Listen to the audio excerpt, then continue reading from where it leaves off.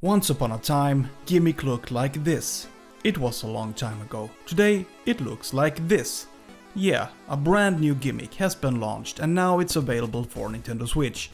I wonder if many people actually know Gimmick. It was a game that went quite unnoticed. It was only launched in Japan and Scandinavia, so American gamers never got to see the game in stores. Also, it was released quite late in the NES cycle. In 1992, the Super Nintendo was really hot and the NES system was definitely on its way out. But despite that, some interesting games were launched, and Gimmick was one of them. Today, Gimmick is something of a rarity, and a physical copy can be both difficult to find and can also cost a lot of money. But with that said, I think we'll leave the old behind and move into the present. But even though we can now experience Gimmick in a new way, I still recognize many things. A lot has been reused. Firstly, there is a really cozy feeling that surrounds the whole world. Everything is very cute. Many enemies were already in the first game and are now seen again. The bomb-like blobs are making a grand comeback. And the game mechanics are largely the same. You jump, throw your star, speed increases as you run down slopes, and there are many tough jumps to master. So it almost feels like the developers kept the core of the old game and simply put it into a new context.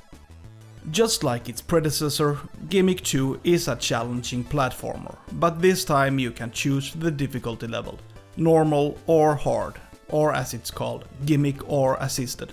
So it can be a more forgiving experience, but that doesn't mean it isn't challenging, because it is. And it basically depends on a couple of things. Your weapon and all slopes. Yeah, the star can be both your best friend, but also your worst enemy. The difficulty lies in learning to control it and knowing how to use it against the enemies and other objects. When you shoot it, it will always bounce downwards. Then it has to be at a perfect angle in relation to the enemies, otherwise there is a risk of missing, and it can be a bit tricky to get perfect hits. It's easy for the star to bounce too high or too low. The other big challenge is all the slopes. Every time you rush out for a slope, it feels like running on ice. You easily lose control of the character, but I guess that's part of the challenge, being able to master different surfaces. Gimmick is a platform game and you can also expect to jump between loads of platforms. And I almost thought this was one of the game's great assets. There is a puzzle-like aspect to the game where platforms disappear and become visible depending on whether you manage to hit all the stars. A concept that occurs often.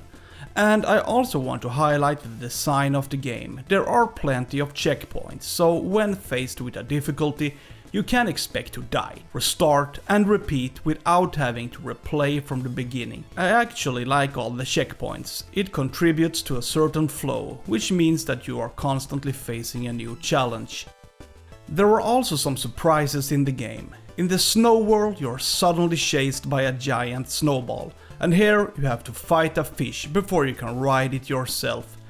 You can also discover loads of secrets, usually consisting of treasure chests that are hidden behind a wall, and once you find a chest, you can change Yumetaro's appearance. The menus are simply structured, but contain the most necessary. You can adjust the control and turn the rumble on and off. You can also set the sound and select the language. Once inside the game, you can choose an outfit, but of course you can only use the things you found in the treasure chests. You can give Yumetaru a horn or a handsome hat. You can also choose skin color and change the color of the star. Quite a fun implementation in the game and may suit those who enjoy customizing characters. So, should you buy Gimmick 2? The price in the Nintendo eShop is set at $25, and I have to say that it can be worth the money. First, this is a well-made platformer that flows well in both docked and handheld mode. There are tons of challenges and many secrets to find. Something that I think affects negatively is the length of the game. As a whole, it feels a little too short.